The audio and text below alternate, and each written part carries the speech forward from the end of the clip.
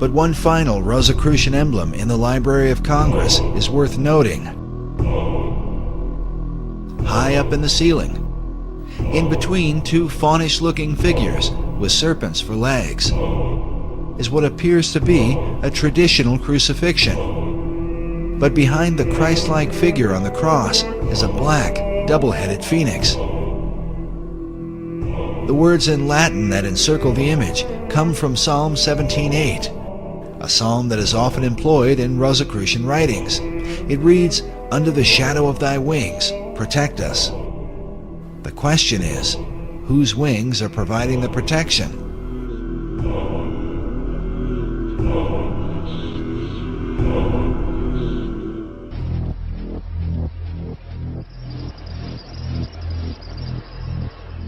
Beginning in the 1980s, a belief has slowly taken over the world. That neoliberal globalization, with its built-in self-regulating mechanisms, would finally do away with old institutions like the state and the military, and would usher the planet into an era of relative peace and prosperity. Free trade will bring on a Great Depression. 9/11 and the current economic crisis have shown that belief to be largely a myth. Many signs were already there. Markets have always relied on state power and military might. America's transformation from republic to economic superpower following World War II was accompanied by the creation of a global network of military bases, unlike any other in history. According to the Pentagon's Base Structure Report, today these amount to 716 in 38 countries.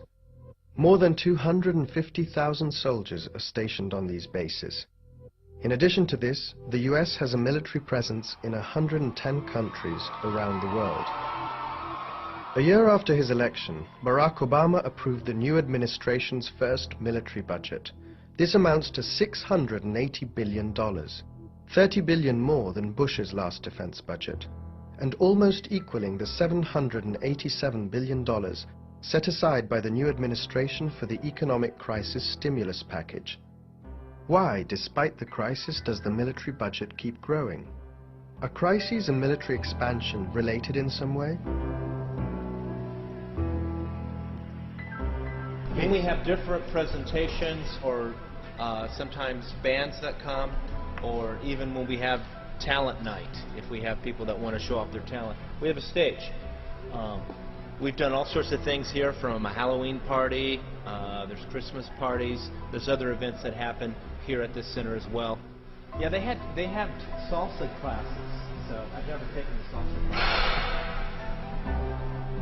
In the early 21st century, military bases, the network of military bases all around the world, forms the new empire that the United States is trying to build.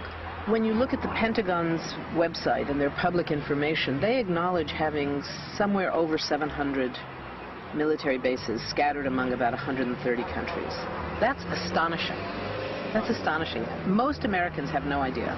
There are more than 250,000, more than 250,000 U.S. troops stationed on these bases all around the world. It's not illegal to tape, but I got to respect the manager's point of view.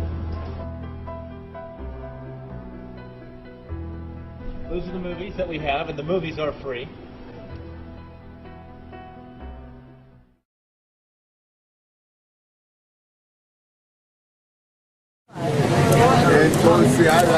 Bringing in the morning catch in a quiet resort on Ecuador's Pacific coast, a scene common in any Latin American port town.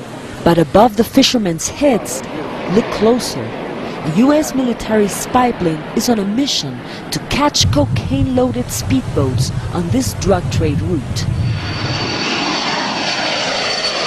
Launched from Manta, the only U.S. military base in South America, U.S. Commander Robert Leonard says counter-narcotics is the only mission for the aircraft. Potentially fishing boats that are moving illicit cargo, or the new threat, which is the semi-submersible.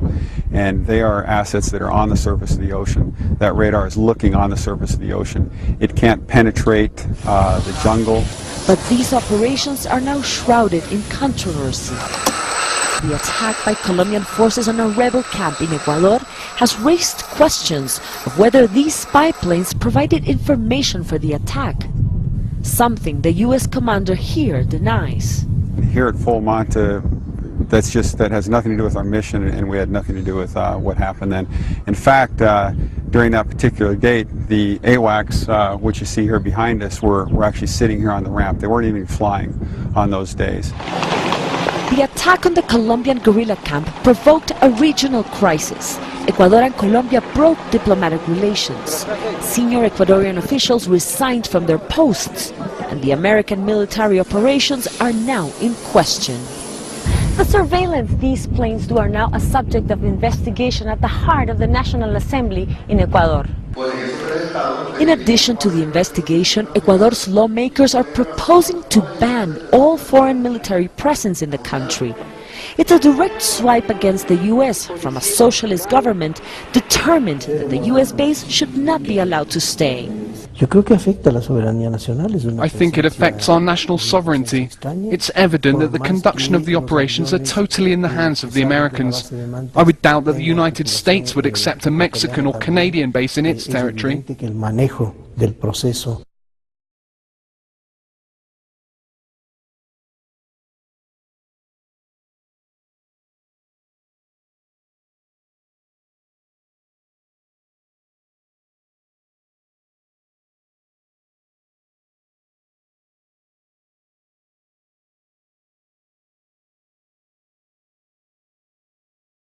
Failed attempt to overthrow Ecuadorian President Rafael Correa has ignited new claims that the U.S. is still in the business of putting in and taking out Latin American presidents.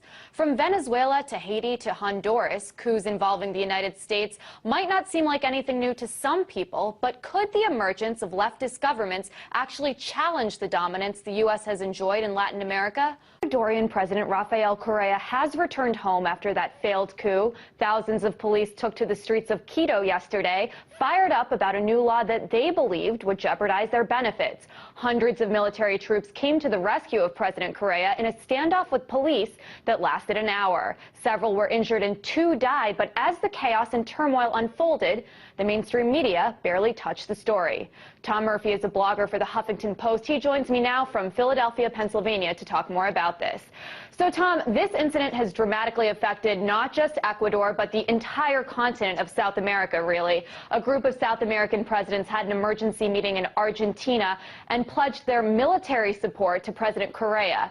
And all the State Department in Washington has said is that they're, quote-unquote, monitoring the situation closely. What's your take? Why is the media and the United States at least outwardly ignoring this? For the past 50 years, Japan has relied on the U.S. military to maintain regional security.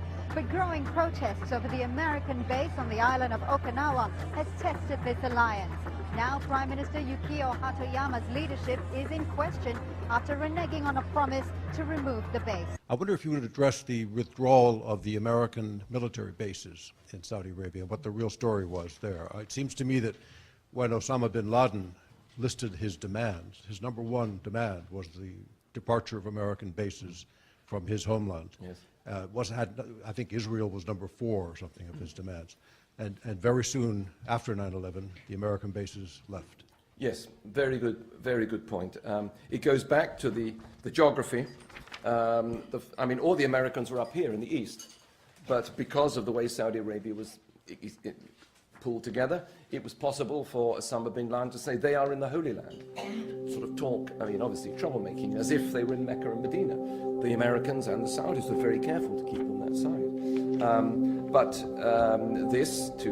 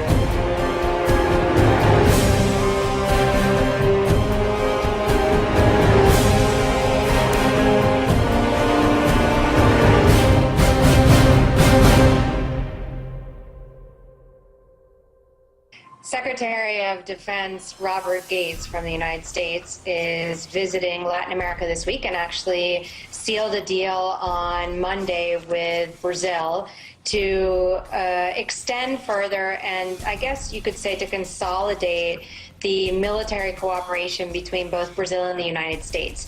So even though there has been no declaration or statement made officially by the Venezuelan government, there certainly is concern in the region, there's concern amongst the people of Venezuela and other nations in the region that this is yet another example of the U.S. disproportionately expanding their military presence in Latin America, as happened last year with Colombia, with the establishment of an agreement with the Colombian government between Washington and Colombia that will permit basically a territorial usage of Colombia in addition to 7 military bases for U.S. military purposes. And in fact, official documents from the U.S. Air Force talked about that agreement as necessary in order for the United States to execute full spectrum military operations in South America and to combat what the United States considers a constant threat from so-called anti-U.S. governments.